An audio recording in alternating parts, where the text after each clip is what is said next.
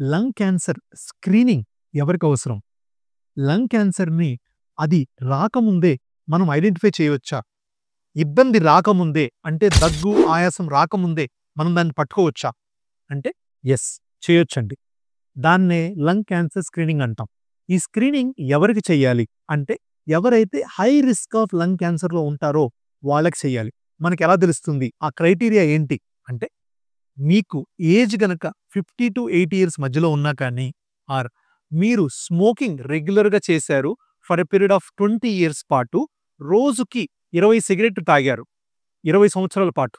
అది second point. Third point, మీరు గనక స్మోకింగ్ చేశారు కానీ స్మోకింగ్ స్టాప్ చేసి లాస్ట్ 15 ఇయర్స్ లోపే స్టాప్ చేశారు.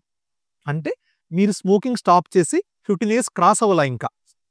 ఈ మూడిట్లో ఏది ఉన్నా కూడా మీరు లంగ్ క్యాన్సర్ స్క్రీనింగ్ చేయించుకోవాలి. ఎందుకని? ఈ క్రైటీరియా ఉన్న వాళ్ళకి high risk of getting lung cancer ఉంటుంది. దాంతో పాటు ఎవరైతే బయోమాస్ ఫ్యూయల్ ఎక్స్‌పోజర్ గాని, కోల్ ఫ్యాక్టరీలో గాని, కోల్ మైన్స్‌లో గాని పనిచేస్తున్నారో వాళ్ళకి కూడా లంగ్ క్యాన్సర్ వచ్చే అవకాశం ఎక్కువ.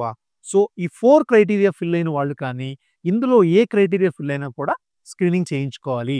స్క్రీనింగ్ ఎలా చేస్తాము అంటే మనము లో డోస్ సీటీ చెస్ట్ అనే స్కాన్ చేసి లంగ్ క్యాన్సర్ స్క్రీనింగ్ చేస్తాము. ఇప్పుడు నేను చెప్పిన 4 పాయింట్స్‌లో గనక ఏదైనా ఒకటి నీకు సాటిస్ఫై అవుతున్నట్టయితే screen yourself for lung cancer and save yourself from the lung cancer.